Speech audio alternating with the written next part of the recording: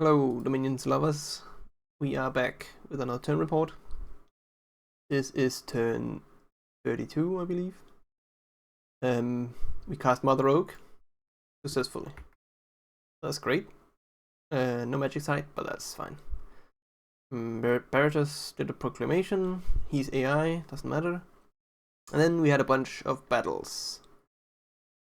So first, let's just have a look what's happening. This is against some PD. This is against some PD. And then we see Yomi attacking us in the same province. Let's have a look. This is a Dione with... This is the one we've seen previously. Not really kitted that much, but he's still like a Dione with some items and Glock and quickness. With 2 attacks for 32 or 42. Bunch of experience with fatigue. Yeah. Sure. See how this goes. So the grip was on attack immediately because I was scared of Sith Lords. I kind of wanted to interrupt their casting quickly as possible. I guess the same with this guy. But it also means that probably, oh well, some of them are not blessed. That's okay. Not the most important bless we have. We kind of just want him to die before he gets like regen. I guess he can't cast regen. Anyway, or he gets more spells off that makes him unkillable, like Iron Skin. Probably already too late. This snake Astral Serpent is actually doing a lot of work. Because it has, yeah, death poison. Killing a lot of these. Yeah. But he's just kind of winning, I guess. You don't really touch him at all. Heat this up. I think I have some... I don't know what happened. Yeah. So he just kind of kills it all. Which means we lose 20 Wind Riders and another 14. So, and 2 Wind Lords. This is pretty bad. It's unfortunate. Well, these sort of things happen. TNN. This is his big stack against some PD. I'm not gonna go into the battle, but these 2 Sith Lords are the Prophet, and the Prophet doesn't have any gear.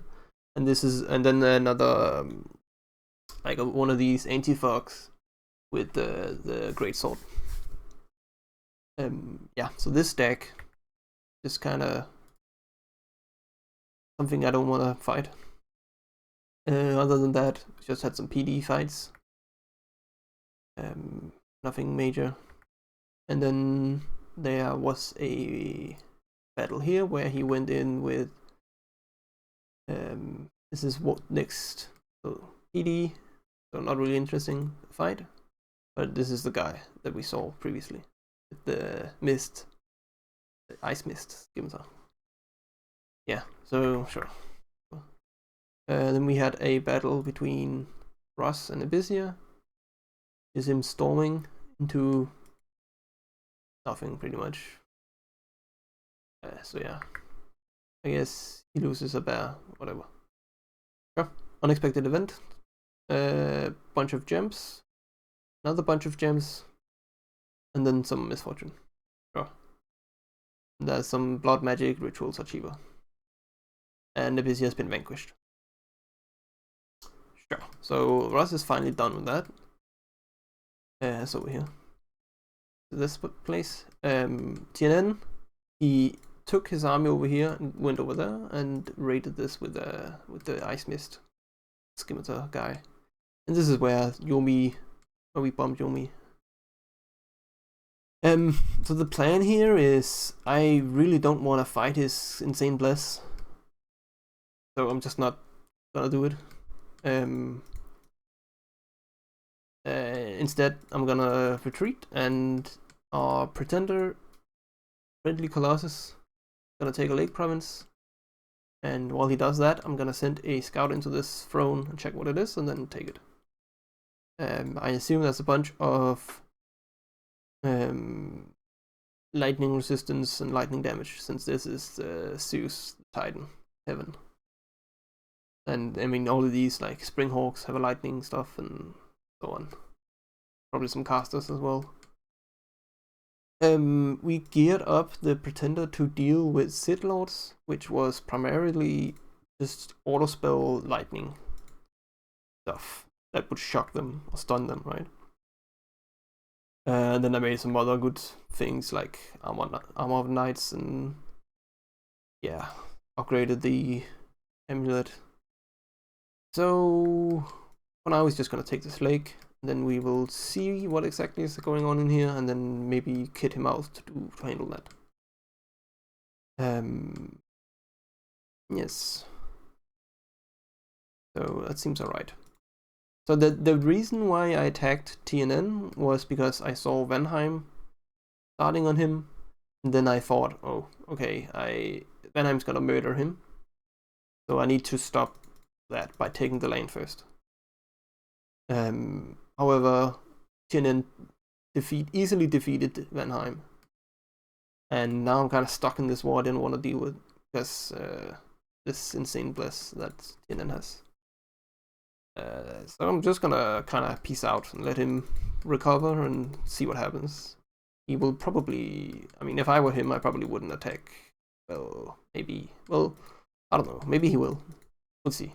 If he does, I'm pretty sure Colossus will, whenever he sits on a throne, we just kind of, and like tries to siege it down, or not a throne, a castle, he's just gonna jump in with the Colossus, and then that's probably gonna clean it up.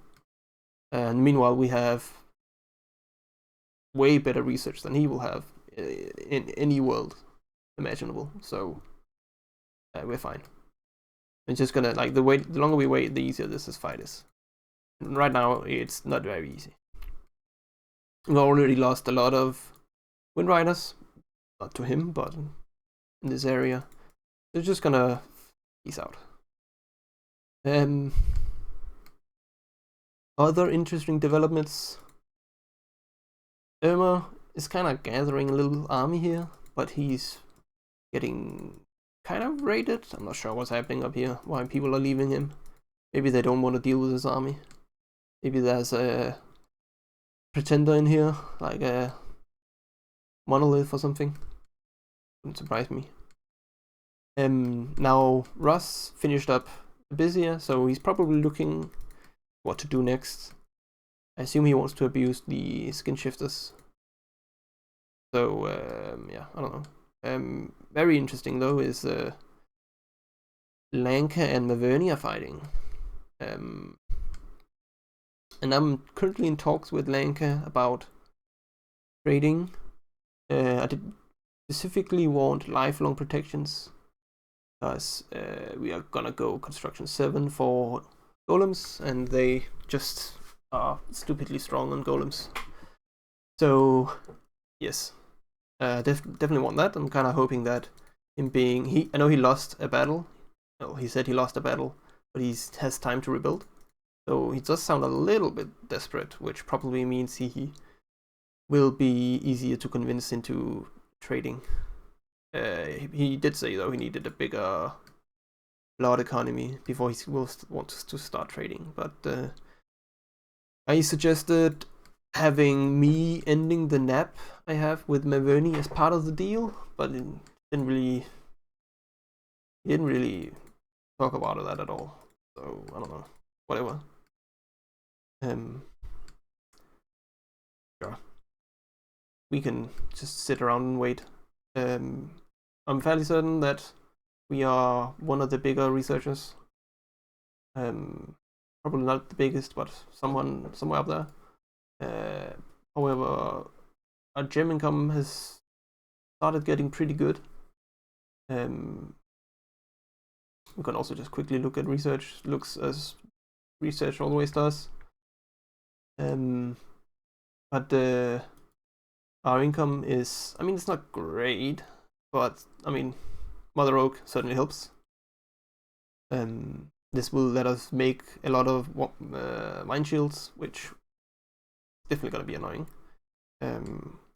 This turn I'm crafting quite a few items here and there. A dancing sword, a reinvigoration amulet, making some lucky coin shield, and I think something is also making a starship, starshine, skullcap. These sort of things that I'm gonna need at some point. Still making lightless lanterns. I might, actually need to deliver these, or first these to the researchers, but that's fine. I noticed that this guy, and I saw this earlier, but he has heroic quickness, and we have this really cool item that is really good against demons, so Yomi and Lanka, I guess. But it makes you in berserk immediately, so you can't do any fog spells. So you want to use it on someone who doesn't have any paths, I guess. But it also blesses, so it kind of makes up for it. Now the reason why this is kind of cool is, well, first off, we have an extra effect, so it's basically a brand that has armor piercing as part of it, as well as extra damage against demons. So this is like actually a pretty cool weapon.